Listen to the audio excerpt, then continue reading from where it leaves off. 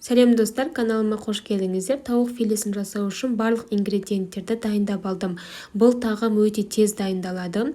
Тауық филесін шамамен 2-2 см ұзындықта кестім.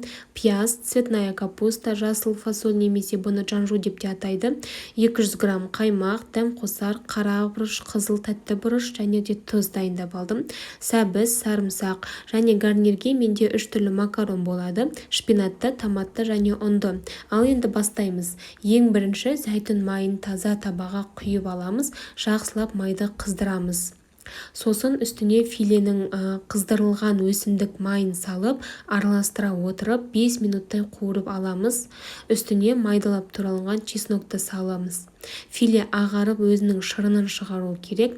Бетін жауып бұқтырып аламыз 5 минут аралығында. Қуырылып жатып, үстіне пияз саламыз, сәбіз саламыз. Пияз бен сәбіз өзінің шырынын шығарады.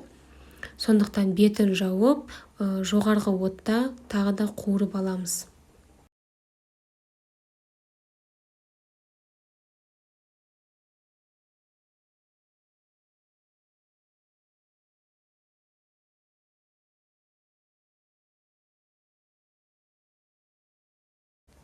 Суы тартылғаннан кейін дәм қосар, тұз, қара бұрыш, қызыл бұрыш салып, үстіне жасыл фасольді салып араластырамыз.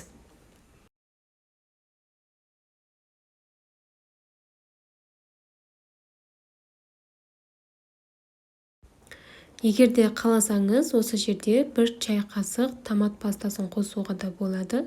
Үстіне цветная капустаны салып, араластырып, 100 грамм су құйып, бетін жауып, 10 минут бұқтырып аламыз. Бұл жерде салмасы ретінде сіздер неше түрлі көкөністермен алмастырсаңыздар да болады.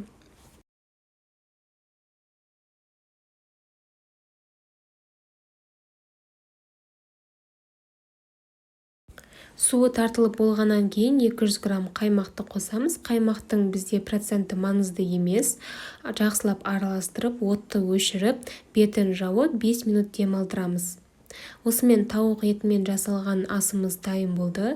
Алдын ала суда қайнатылған макаронмен бірге ұсынамыз.